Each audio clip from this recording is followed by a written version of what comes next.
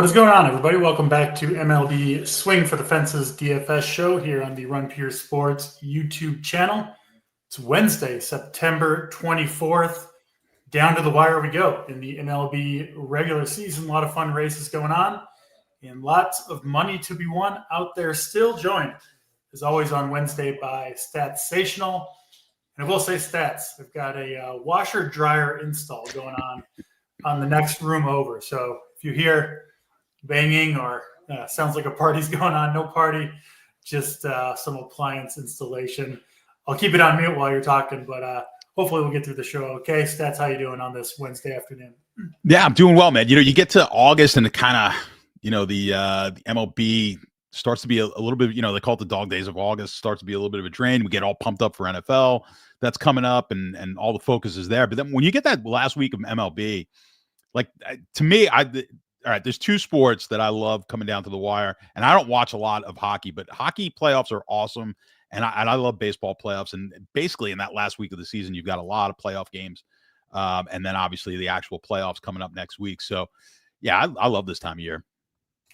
Yeah, baseball playoffs, man. I don't know if there's another sport that becomes it's like a different game, right? When you get into the playoffs with how quickly the pitchers can be removed, all the tactical situations that you see, and it really does change the game. It's awesome to see playoff baseball, and we're kind of getting down to it now, right? Some of these teams playoff-like games, right? If you're battling, if you need to win to get into the playoffs, you got to treat those games similarly to the playoffs. So a fun time of year for sure. Awesome, obviously awesome stuff going on all over the sports world. Baseball playoffs coming up, NFL in the full swing of it now, college football as well.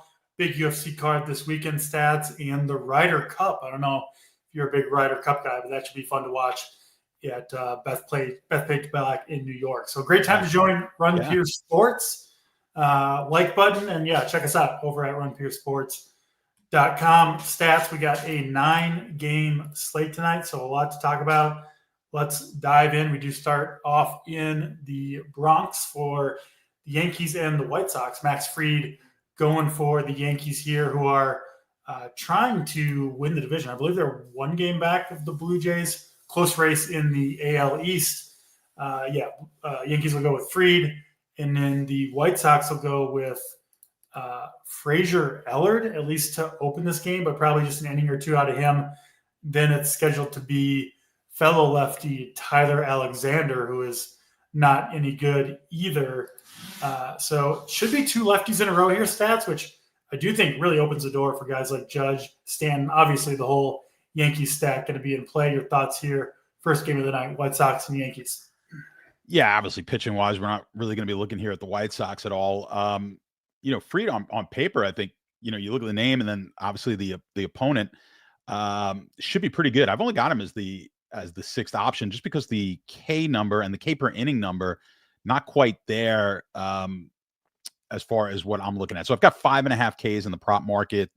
That is slight juice to the over. But, of course, that's about the amount of innings. So we're looking at about a K per inning at 9,700. I think we just got a few pitchers on this slate who might be a little bit better. But, I mean, against the White Sox, of course, is always going to be a pretty good option. And it's not that I don't like Fried. I've actually got quite a few pitchers rather high today, and Fried being one of them. So, I mean, he could have come in like 4th or 5th easily, but he's the 6th pitcher on my list. So I will have some Fried, and I mean, it wouldn't be a show that I'm on without telling you I like the Yankees, and this is about one of the best spots I've seen for the Yankees all season, and I've been on the Yankees quite a bit. You look at my cores, seems like I have the Yankees in there on most nights.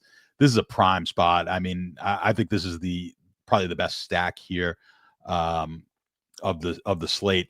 When you guys see when the Boom Report comes out, we might have the entire lineup at the elite level, maybe a player or two down at the high. And I don't know. I think I don't even think I've seen a Coors game where I've had 8 of 9 elite batters in the game from one side. So this is all Yankees right here. I don't even have to go down the lineup. I like them all.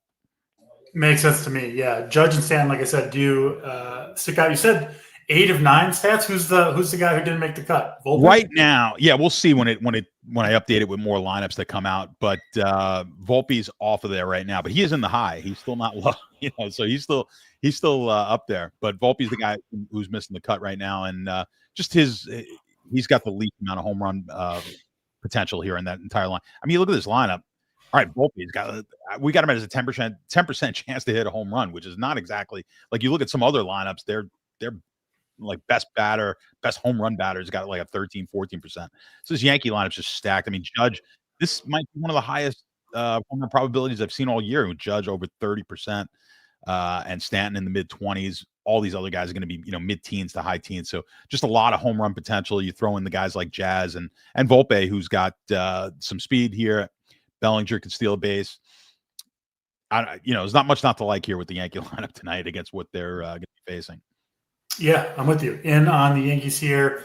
I'm with you on Fried too. I don't think he's a bad play, but stats, I see a lot of really good pitching options on the slate, including a few guys. We'll get there, obviously, over the course of the show, who are going to come in pretty low owned. So it does have me shying a little bit away from what we think is going to be around a 25% ownership on Fried. I expect him to pitch well. It's not like I'm going to White Sox bats here, but I personally, like you said, would you say you had him 6th, I think, Fried? Yeah, let me double check. I think it was 6. Yeah, I've got him as 6. But, I mean, you're kind of reiterating what I said, which is, he's perfectly fine. He could easily be the number 1 pitcher tonight. It's just, I think we've just got a lot of really good options. Yeah, strong night of pitching for sure. We will keep it moving to the next game on the slate. We go to Toronto for the Red Sox and the Blue Jays. Fun pitching matchup here. Lefty big horse Garrett Crochet going for the Boston Red Sox, who are really fighting hard for the playoff positioning. And you've got the Blue Jays on the other side battling for the division title. So playoff-like atmosphere for sure here in Toronto for this one. Max Scherzer, 41-year-old veteran, obviously Hall of Famer, going for Toronto. I've talked a lot about taking lefty power against Scherzer, and that has worked out more often than not. Scherzer with a 22% ground ball rate versus left-handed bats, which is, I think, the lowest number in the entire league. So I will be back on the Red Sox lefties here. I wish there were more of them toward the top of the order, but Duran, Yoshida, I'll even go down to, an Abreu in the 8-hole, swinging from the left side, get some low ownership there. I'm sure I'll pull that up in a second. So I'm off Scherzer. I do think Crochet is a good play, especially at a lower ownership number, 15%. This is one of those stats where I think if I had to choose between, 25% on Fried, 15% on Crochet, I know there's another $1,000 there to get to Crochet, but I would take Crochet, who I think even in this matchup has higher upside than Fried does with the strikeouts. That said, hard to make an argument that it's a good matchup for Crochet. Obviously, the Blue Jays, very strong lineup. They hit lefties well, mostly low strikeout rates throughout the lineup. So a little bit lower on Crochet than I typically am, but he's just so good and goes so deep into games that I still do think he's in consideration. Probably not playing bats against Crochet, but I will, again, take those Red Sox lefties. What about you? What are you looking at between the Red Sox and the Blue Jays here? Yeah, I'm with you. I mean, it's $1,000 more, but I do have him ranked a little bit higher here than Fried. I got him as my 4th option on my list. And we've just got a little bit better K per inning number. Should get about, in the market, they're looking at 17.5 Ks. But that's heavy. I mean, 17.5 outs, which is heavily juiced 2-1 to the over. So expecting him to get deep into this game, or at least deep for 2025 in a game, and a game in which they need. So you would expect them to kind of ride him if they need to. The pitching, the strikeouts here for Crochet, 6.5 Ks, pretty much even juice on that one. So one of the higher strikeout totals. Scherzer though, 5.5 Ks, not terrible, and we're only looking at 14.5 outs. This the really question is, how deep can we get in the game with Scherzer? But I think he's actually playable as well. We do have one option sub 8K that I do like more, but a little bit of a cost saving. I think you can play Scherzer. I've got him as the 8th best option here on this slate. So kind of middle of the pack for me. Offensively, I'm with you there on Boston. It's not my favorite stack here against Scherzer, but the bats that you mentioned, I do agree. The lefty bats, not bad. Plus, you get you get some speed there also with Doran, who you mentioned. But the Toronto bats, I'm pretty much staying away from. So if I like you can play some 5-man stacks. Not going to be my favorite 5-man stack. Certainly secondary stacks here, but the Boston side of this game is going to rate out a lot higher than the Toronto side as far as the bats go. So we've got not a lot of elite bats. The only two in this game right now that I'm looking at are Story and Bregman from the Boom Report standpoint, but a lot of bats will be on Boston's side in the high level. So I think enough there that we can make some 5-man stacks with them. Yeah, fair enough there. And Steve and I were finally defeated in the free 3-man ticket Tuesday after 10-0 start to the year stats. 10 straight times we took down the YouTube chat, but Jake Swales, loyal viewer of this show, did just barely nip us yesterday. Got me by a few points. Boynton wasn't a good night for Boynton's main lineup. So Swales, you've been here all season, and now you are the one to defeat us, and nothing from Swales. Maybe he rode off into the sunset stats. He had his big victory. He doesn't need the ticket. He's calling it a season, but that's it. No, for real, Jake. Boynton, I know sent you a DM to get you hooked up with that free ticket. So congrats on that. And there were so many good stacks last night that when I say good stacks, I mean before the game started. Yes, on paper. Good ones.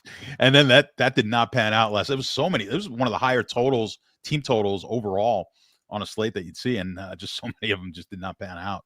Yeah, and of course the Wrigley game with like 20-mile-per winds howling in goes. It was like 6-6 in like the fourth inning, something like that. Exactly. That's baseball for you. That's just what happened. So it was one of the reasons it was kind of surprising that we were able to get 10 straight wins. But congrats to Jake. Me and Steve will try again on Friday, and yeah, Jake, we'll get you that ticket, of course, either today or whenever you can do it. Let's move to the next game on the slate. It is the Mets and the Cubs back in Wrigley Field. Pretty much the same weather as last night. Going to be, I think, in the low 60s with some pretty strong winds in from center field. Should make this the best pitching environment on the slate. Again, at least until the game start. We'll see. Maybe there'll be a bunch of bleeders and bloops and walks that lead to a big score in this one, but hopefully not, because I once again probably won't play a lot of hitters in this one. I do think Jonah Tong is somewhat interesting at a fairly low ownership, 9%. I'm a believer in him. My biggest investment in him was the game a couple starts ago when he was unable to get out of the first inning and delivered us a delightful negative 12.7 DraftKings points. But he bounced back from that one and has been good in 3 of 4 starts. I mean, the last start against San Diego stats, they're a low strikeout team. That's kind of what Tong's capable of. That's what he was doing in the minor leagues. 8 strikeouts, no walks over 5 innings. He had just 82 pitches to do it. And again, I do, my opinion on kind of his talent is the same as it was 2 starts ago when he sent me and anyone else who followed the advice straight to the shitter. But listen, he's cheap, 6,700. He's in the best pitching environment on the slate. The Mets, I think, used 6 relievers in the extra inning game yesterday, burned through essentially their entire bullpen. Bad props for Tong here, outs and strikeouts, but this is one where I think maybe the market might be missing a little something. So I do like Tong at 10% ownership, 6,700. Boyd, I'm not going to get to. Just don't like picking on this Mets lineup. And he's kind of expensive, obviously, at 8,300. But, last night be damned. I have a trouble going to bats in the worst hitting environment on the slate with 2 pitchers who I think are some pretty good arms. So mostly what I'm looking at is Tong here. I'm not going crazy with it, but maybe someone I'll include on one of my 5 teams. Your thoughts? Mets and Cubs in Wrigley. Yeah, there's an old saying in horse racing, like if you didn't show up to the wedding, don't turn up to the funeral. So like if you missed the party yesterday, like don't just jump on it now today and expect that we're going to get a whole bunch of runs. So I'm in agreement with you. I'm going to be punting bats here. I'm not taking anything in this game offensively. I don't think this is the right environment for it, which is odd when you have a couple of pitchers who I'm not particularly high on either. Tong here, I don't think the K numbers are all that bad because we're looking at 5.5 Ks in the prop market for 6,700 and 15.5 outs. I mean, you're essentially looking at a K per inning in the prop market, which is pretty solid. It's just a matter of how many innings can we get out of them. Really only projecting, then that's juiced to the under. So heavily juiced to the under actually on that 15.5 outs. It's 2-1 on the under. So they're not even really looking for him to get through 5 innings.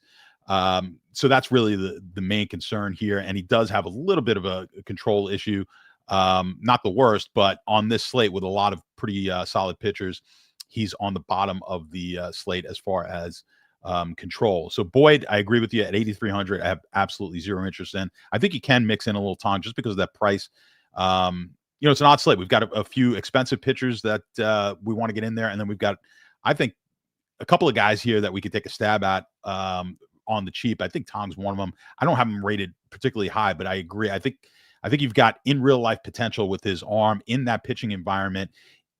If he keeps the walks down to a minimum, he could get you 6-7 strikeouts here in 5+ innings, maybe even get you to 6. I think that would be about as deep as he's going to go in this game. But a bit like you said, they do need to rely on their starting pitching. Maybe if he's got it rolling here, maybe they go a little bit deeper than they normally would. We're obviously in the pennant race here, in a playoff hunt. I guess it's not technically a pennant race, but they're looking to make the playoffs. They're only a game up. They've got to win this game, and perhaps he goes a little bit deeper. The reverse of that could be true as well, right? He's coming out of this game. They're not going to just let him die out there in the second inning if things aren't going well. A couple of walks, a couple of hits. There's going to be someone up in that bullpen for long relief. So we'll see. But I think you can dabble with it, sprinkle it in there. I think Boyd is we're going to avoid. And then as far as the bats go, again, I have zero interest in bats in this game.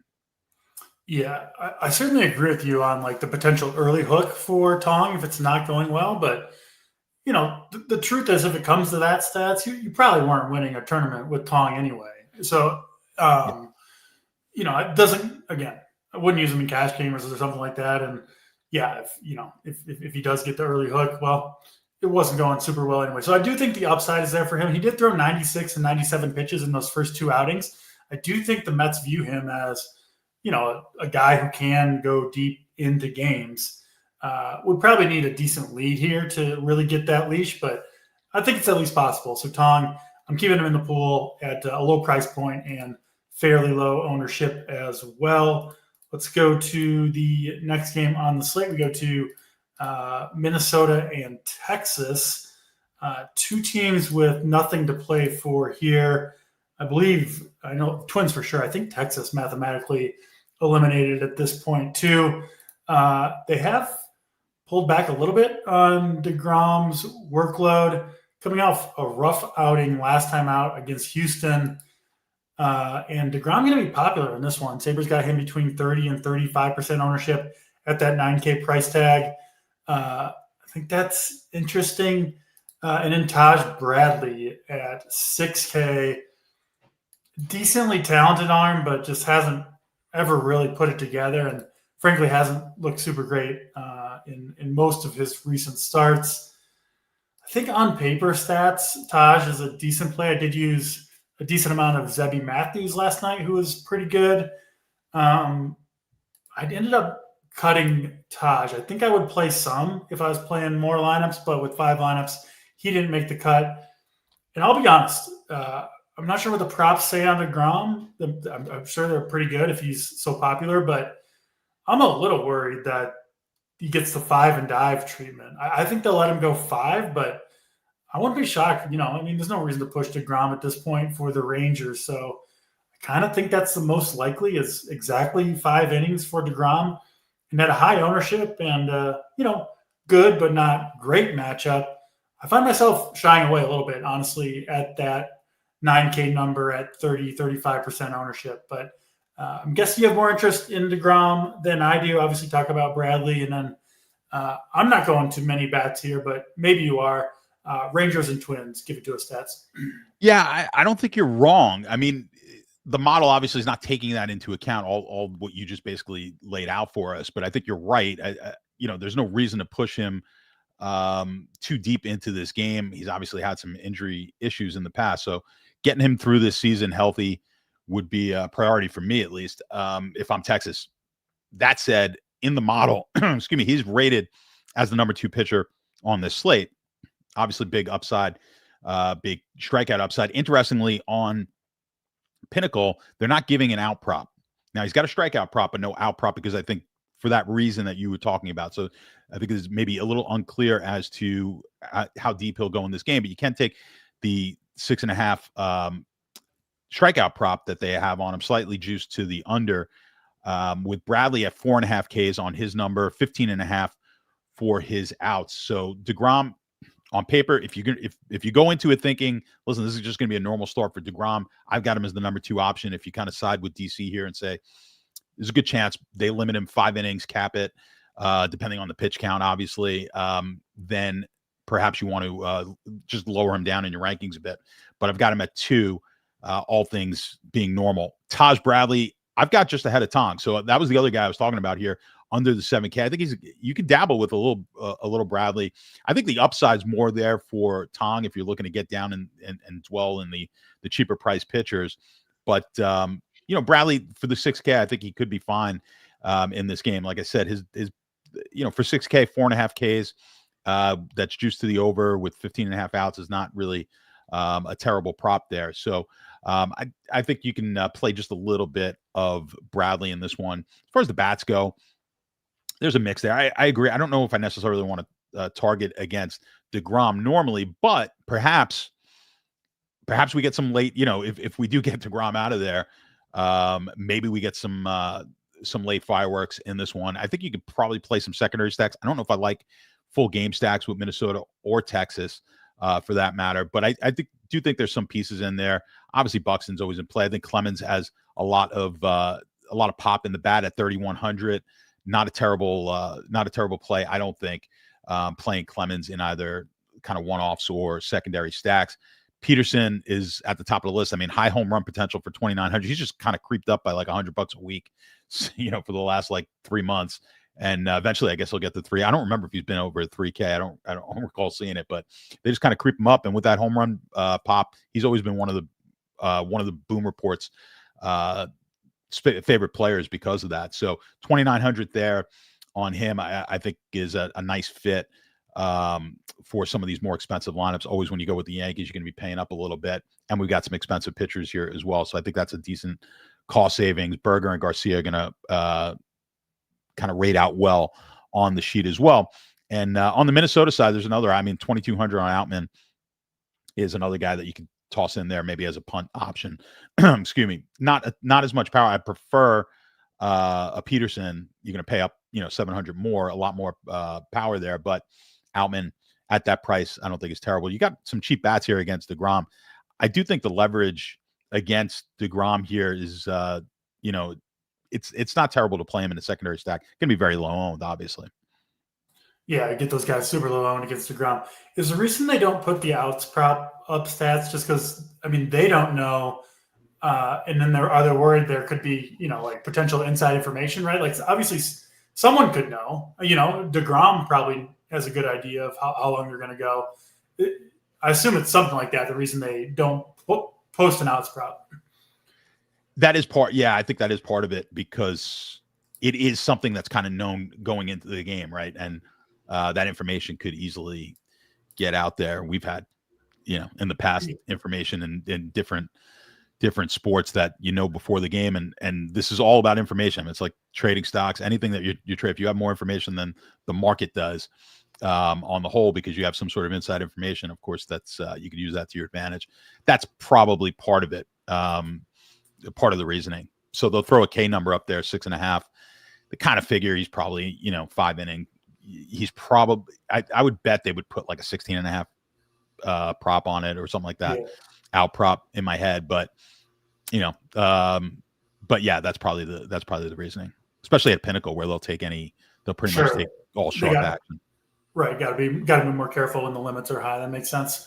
Second half of the slate, 5 more games to talk about, and they all are on the West Coast. So, kind of a split slate here, an hour and a half between the start times for that Minnesota Texas game, and then this game, which is the Royals and the Angels back in Angel Stadium. Should be good hitting conditions in this one. Yeah, good home run park plus 20%, according to Ballpark Pal. Right now, it'll be Yusei Kikuchi making his, I believe, final start for the Angels. It's been fading a little bit down the stretch here. Has been, frankly, pretty pedestrian. His last 10 starts, stats and ERA over 6. The strikeouts have been down. He's given up home runs.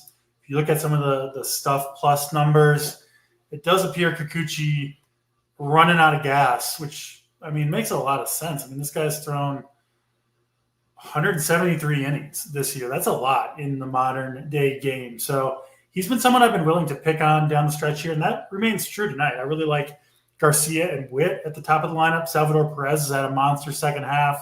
Obviously, you can include guys like Pasquantino, Jonathan India, and a bad bullpen behind him. So played a lot of Garcia and Witt yesterday. They were pretty solid for me. I'll go back to him here against Kikuchi. And then one of my favorite pitchers on the slate, especially when you factor in price and ownership, is Mr. Stephen Kolek. I know Boynton's with me, but it doesn't seem like the field is because he's projected around 3% owned. Stats, I know you love picking on this Angels team with opposing pitchers because the strikeout rates are high. Now, Kolek doesn't have high strikeout rates himself, but he does go deep into games. He's been 6+ innings in 5 straight starts, 7+ in 2 of the last 3, pitching pretty well, doesn't allow a lot of base runners, throws strikes. All these right-handed bats from the Angels that have high strikeout rates, and you face enough Angels, you're going to get some strikeouts along the way. So I like Kolek a lot here at 7K, one of those plays where I try not to look at the ownership numbers until after I've kind of done my own analysis, and then you can kind of see where you stand. And this is one where I'm sure it's because of the prop market. I'm sure it's kind of low, but I like Kolek here, and you're going to have to give me some strong arguments for me to move off of Mr. Stephen Kolek. Might be going down with this ship stats. Talk to us. What do you see, KC and the Angels? I mean, look, we'll start with Kikuchi. This was a guy that Boynton and I, it seemed like every Friday, like we were like, yeah, we got to get, Kikuchi at a good price. And that good price would be like 8K. And then it was, 75. Now we're down to 6,500 on Kikuchi. And not only do I not like him in this game, I really like the Kansas City bats against them. So that's the Kikuchi. But yeah, Kolek, look, he's basically rating out for me. It's Bradley Tong and Kolek, or let's just say they're interchangeable on the ratings. Kolek did come in third on that, so it's basically Bradley, Tong, Kolek, that order. Yeah, you're right. Look, against the Angels, the great thing with the Angels, when you play them, typically if you play them against decent pitching, you're going to get high ownership on the pitching, so you get a lot of high leverage spots. That's not going to be the situation in this game. So we do like we like the Angel bats, and we like targeting against the Angels just because of that strikeout number. But like you said, Kolek just not a big strikeout pitcher. But if he goes deep, yeah, maybe he falls into a few. 17.5 is the out prop. It is juiced to the under. So they do expect him to go pretty deep, relatively deep for a pitcher of this price on the slate. 4.5 Ks, that is juiced to the over. And it's essentially he's got basically the same exact props as Kikuchi. So and for that on those two props, they're almost identical. So yeah, the cost savings here, 7K, and cost savings off some of the top pitchers. I mean, I'll sprinkle them in, but I'm not going to be much more if I'm even over what the market is here, or what we're expecting, 3%.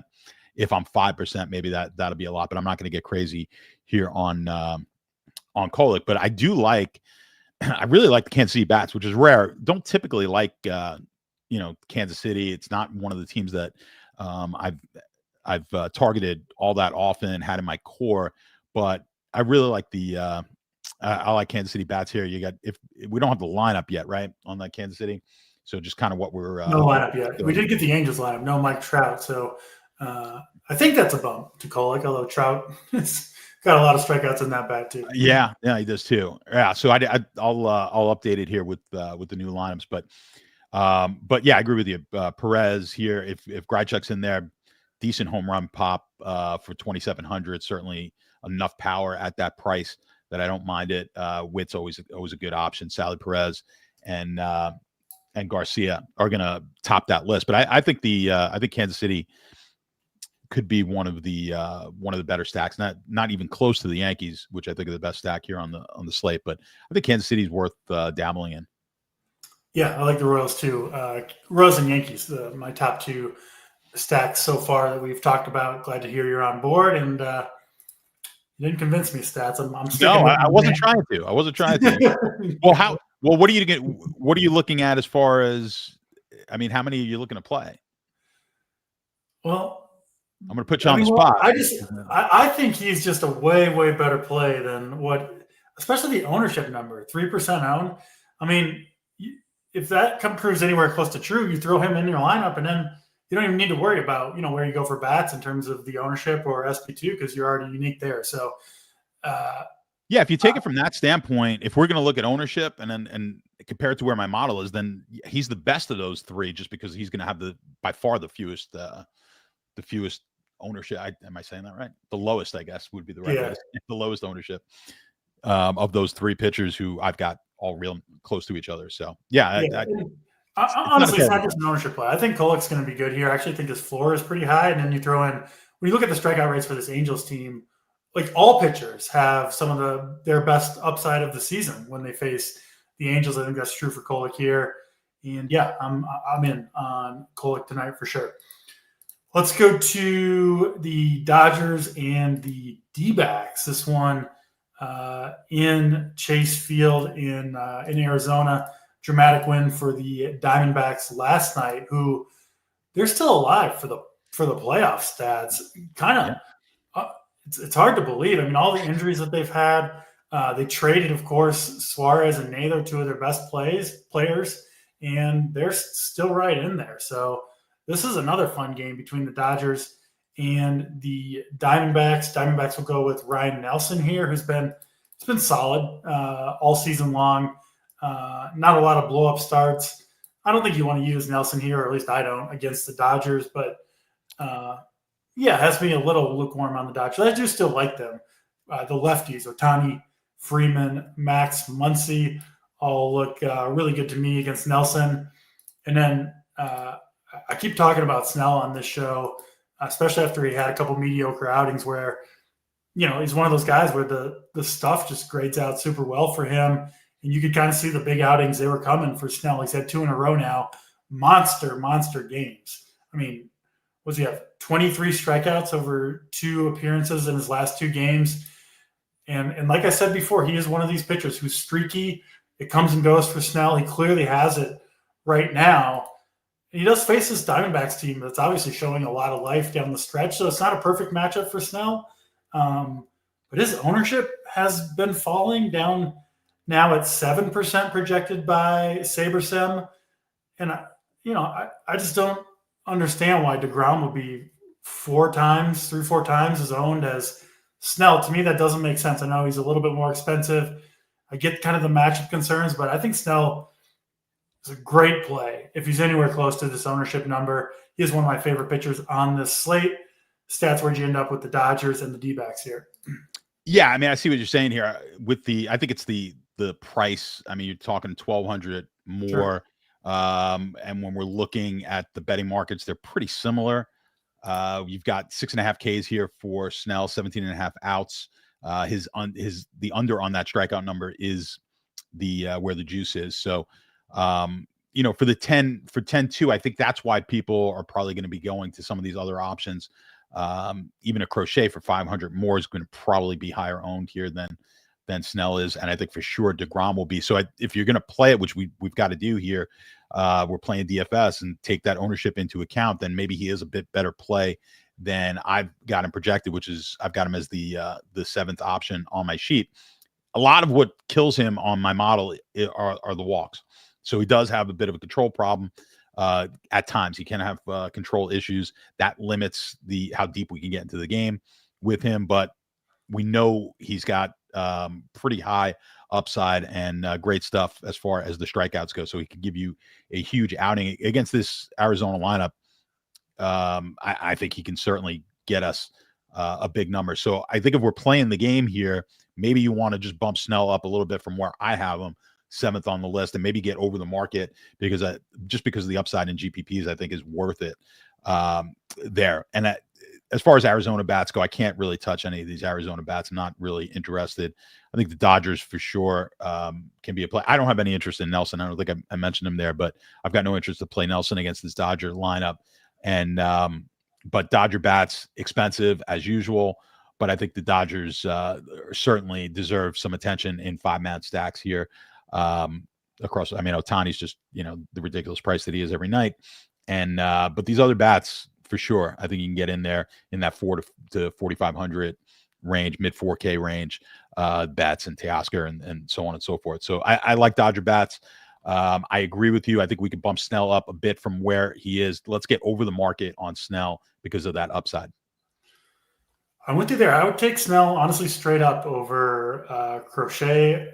I think they're kind of pitching on similar levels right now, but I would rather go up against this Arizona lineup by a decent margin than that Toronto Blue Jays one. So you get the $500 price discount and an ownership discount going from Crochet to Snell.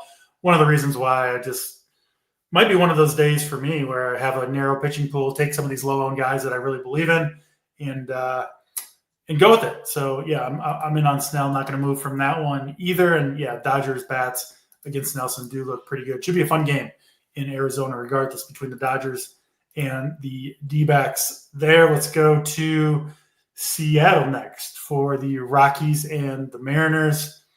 Bryce Miller last night let me and a lot of people down. He was very, very highly owned. He was predicted to be, but I think he came in like 65% owned, something like that in single entry stuff.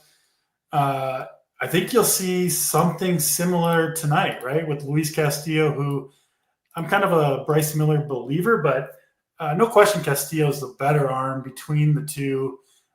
Comes in at a similar price at 7,700. It's the same matchup that we were obviously targeting with Miller. All these right-handed bats for the Rockies.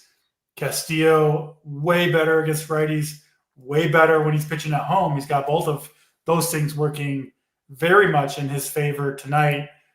Hard not to like Castillo here. We see the ownership number for Sabre at 45%. I think you can safely assume that's going to be 50+% in single entry or higher stake stuff.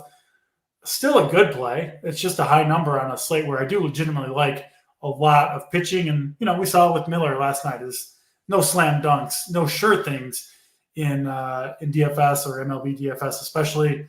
But other than the ownership, I don't really have anything bad to say about Castillo. He's obviously an awesome play. Playing cash game, if I was playing cash games, he would be the first guy into my lineup. So I do like him.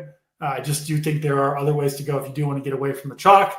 Chalk I don't want to get away from is this Mariners bats. They've been awesome in the second half of the year, playing hard, low ownership. People don't like going to this park, but I certainly will against Tanner Gordon and the Rockies bullpen. All Mariners for me here, stats. Give me some Castillo and give me these Mariners bats as well. Over to you for Mariners and Rockies. Yeah, so I mean, I've got Castillo as the number one option on the slate with that price tag is 7,700. So I mean, that's where the cost savings is going to go. That's part of the reason I think you're going to get a little less ownership on some of those other guys down in that, that 70 from the Scherzer, Bradley, Tom, like those guys down sub 8K, because we do have a good option here at 7,700 to get a little bit of savings with Castillo. So you look at the bet, 6.5 Ks. And the juice is slightly to the over on a $7,700 pitcher with over 17.5 outs, nearly 2-1.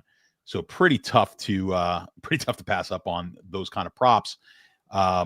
on a slate like this when we do want maybe we always want expensive bats, but I think particularly today I like some expensive bats here. So I understand the Castillo thing. You're talking about Miller. I like Miller as well last night. I mean, obviously most of the market did, but you are going to make money. I don't think this is the spot, but you will make money, and we've been talking about it all year long on finding these pitchers, these $7,500 pitchers, 7K pitchers, who are going to be the chalk pitchers by playing stacks against them. Again, this is not the spot for that in this ballpark with this team, but we've found numerous occasions this year of doing that. So just be on the lookout of that when we got pitchers that are, it's more about the price than it is necessarily the talent. Again, that's not the situation, I don't believe, here tonight. I'm not suggesting playing Colorado bats, but always be on the lookout for that. We get high ownership on cheap pitchers. I like to throw a little bit on the stack against that pitcher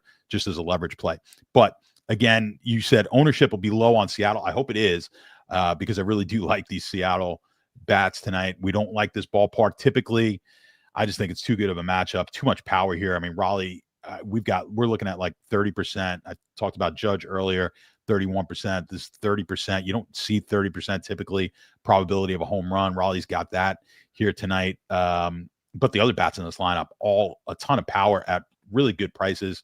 Polanco, Suarez, Canzoni, these guys are all sub 4K. Canzoni down at 3,300. Ton of pop, nearly 20% probability to hit a home run tonight. You could throw Naylor in there as well at 4,400. So I think you got a lot of power. Again, not the greatest of ballparks, but I like this stack. I'm kind of leaning towards Yankee Seattle in my core here tonight, and we'll see what I come up with in 15 minutes if I stick with that. But I really like Seattle bats. Yeah, we're a little different on pitching today, but we're certainly on the same stacks. Yankees, Seattle, we both like KC. Just maybe a little different feel at the pitcher spot, but I'm with you on Seattle. They look awesome to me. And yeah, Castillo, I mean, you think you'd be over the field at let's just assume 50% ownership for Castillo, which I think is fair in 150. You're going to be probably around there, I would guess. Yeah. No, it should be in that ballpark. I think the high stakes, you're going to see him real high. I mean, the high stakes games, the highest owned pitcher in the in the big GPP, whatever the relay, whatever the hell they call it, it's always going to be a little higher than that.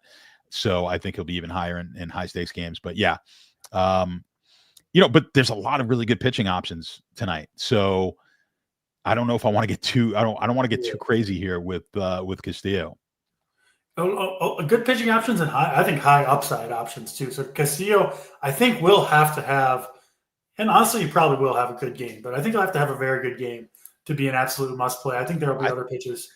If I'm looking, I think Saber had him. I think Saber was projecting him just as the highest projected pitcher on the entire slate at 7,700, which is pretty crazy, but not, yeah, there you go. I think, he's the highest projected, which is, you don't see that often, especially with the caliber of pitcher that we have on this slate tonight. So that's really interesting there. So that'll tell you, I mean, I'm a lot of the market's going to be thinking the same thing. So who knows, 50% might be under. Yeah, a lot of people are going to be on Castillo. That much is for sure. Two more games to talk about. Let's go to San Francisco for the Cardinals and the Giants.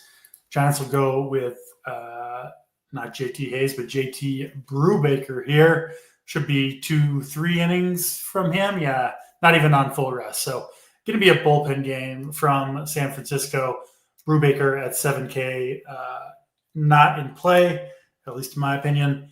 And then Sonny Gray, I do think, is in play at 8,500. Good season for Sonny Gray. Plenty of big outings. Gets to pitch in spacious San Francisco Oracle Park and gets a pretty good matchup here too. I have him a ways obviously below Castillo, and then I obviously like Snell and Kolick. So I don't know how much Sonny Gray I'll get to, but I do think he's on paper a pretty strong play. Looks like 15 to 20%. That feels fair for me with Sonny Gray here. I don't think I'm playing many bats in San Francisco tonight. I normally don't stats and probably holding mostly true to that. What about you? What do you see? Cardinals and Giants. Yeah, I think we could make this one pretty quick. I mean, I'm passing on the bats here. as well. I don't like either side. And yeah, no interest on Brubaker. I think Sonny Gray is the only real option you have in this game. Yeah. 6.5 Ks, juice to the under, 17.5 outs. And I've got him as the number 3 pitching option at that price tag, 8,500. Got him just above Crochet. I like Gray a bit. I think that number's a little low as far as ownership, so I wouldn't mind getting over on a Sonny Gray. I think the 8,500. I mean, certainly if you threw him in there with Castillo, you can make some pretty good lineups there tonight. So I want to get over the market, I think, on Gray tonight in this ballpark with this against this team. Makes sense to me. Yeah, Gray, I don't think I'm going to be over, but he is one that I kind of feel bad about not having a ton of. Just think there are some, obviously we've talked about it, some really low-owned pitchers that I like, so probably go elsewhere. But I get it with Sonny Gray. Great spot for him for sure.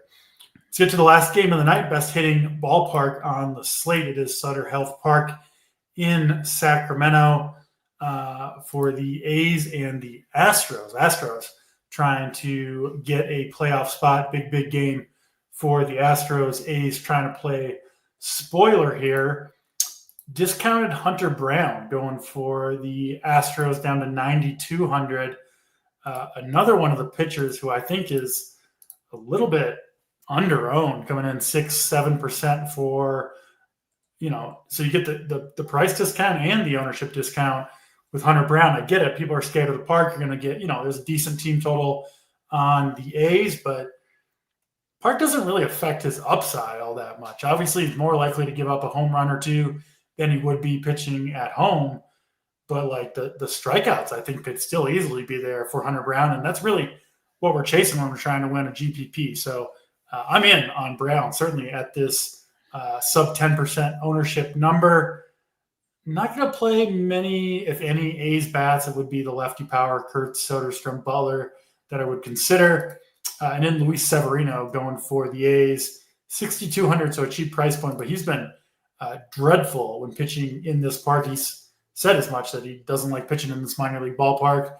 I wish the Astros had more lefties to play against him. They just really, I think, just the one, Jesus Sanchez, which has me a little bit lower on the Astros stacks. But stats, I know you're not a splits guy, so maybe you're in on the Astros here. What are you doing with Houston and the Athletics? Yeah, I mean, Hunter Brown, look, when you look at the K per innings, I think he's got probably the best K per inning numbers here projected on the entire slate. So you're right from that aspect. I think where he is going to, where he's lacking is just how deep can we get him to go in this game? So if he is going to give up some runs, obviously that goes against us, but does he get deep into the game? He can have a tendency to get a little bit wild, which will in this ballpark, you hate that in a ballpark where the ball can fly out as well. So I think that's a little bit of the hesitation with a lot of people on Brown. But when you get the pitcher with the highest K per inning number on the slate at 5%, I think you have to get over that mark because just too much talent there where he can, I don't care what the ballpark is, he can totally shut down anyone and give you a big strikeout number. So I agree with you. While I've got him as my number 5 pitching option here, it's pretty close with Fried. I do think there's an argument to be made to get at least into the low teens, something like that on a Hunter Brown, just because of that upside. So I like that as well. Severino, I really don't have much interest in. I don't know if I gave you the numbers here, but the prop markets are low on Brown, just 5.5 Ks, which I think is a little low. Juice to the over, 17.5 is his pitching out. So I think that number might be a tad low, and that as well is going to lead to maybe suppressing some of the ownership. And people just don't want to play pitchers in this ballpark. So the one thing I'm worried about, Stats, I think no lineup for the Athletics yet, but pretty good potential. They're going to have 3 of their 4 best hitters swinging from the left side, Butler, Kurtz, and Soderstrom in the top 4. And you see the outs prop on Brown is low. I think there's a chance they've got a couple good lefties in the pen that are rested. Potentially the third time through the order, they pull the plug on Brown in a must-win game. That's my, for the 3 big lefties coming up. That's my concern with Hunter Brown, and I kind of think the prop market kind of maybe sees that too, right, with the low outs prop.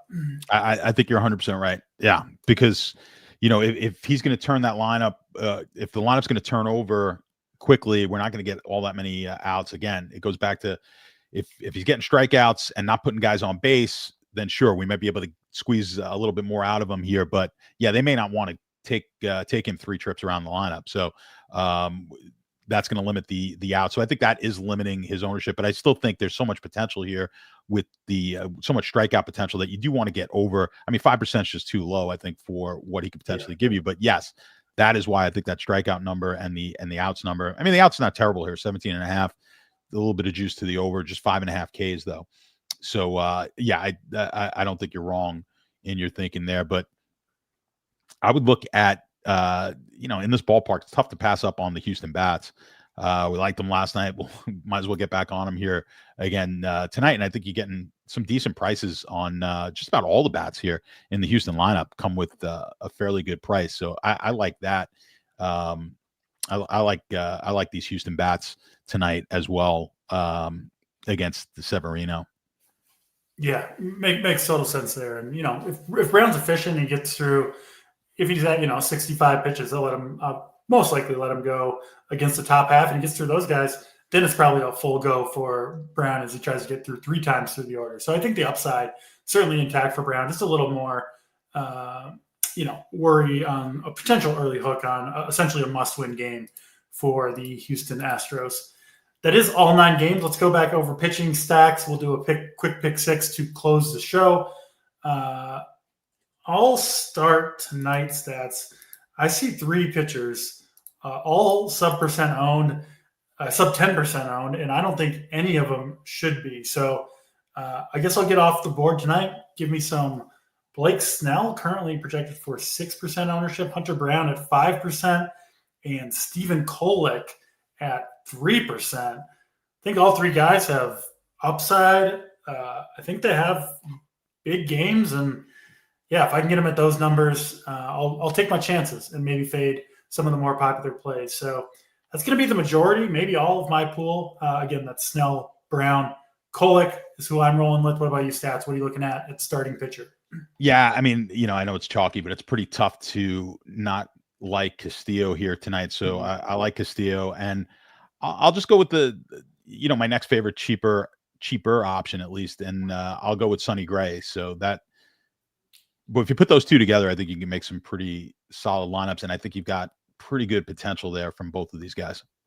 Very strong pitching slate tonight, no question about it.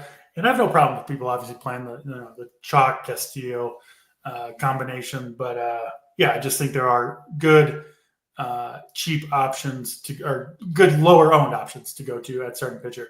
Let's go to stacks. Stats, I'll let you go first here. Your top 3 stacks tonight. Yeah, I'm going to go. Let's go Tanner Gordon under his outs prop of 16.5. Yeah, we'll do pick 6 in a minute. I'm sorry. I jumped right into pick 6.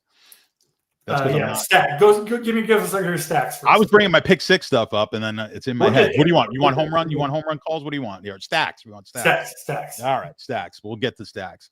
Well, obviously the Yankees. Look, I think we're on the same stacks here. So I think the Yankees are one of the better stacks. They are the best stack tonight, one of the better stacks in a while, and I'm gonna pair them up with Seattle right now.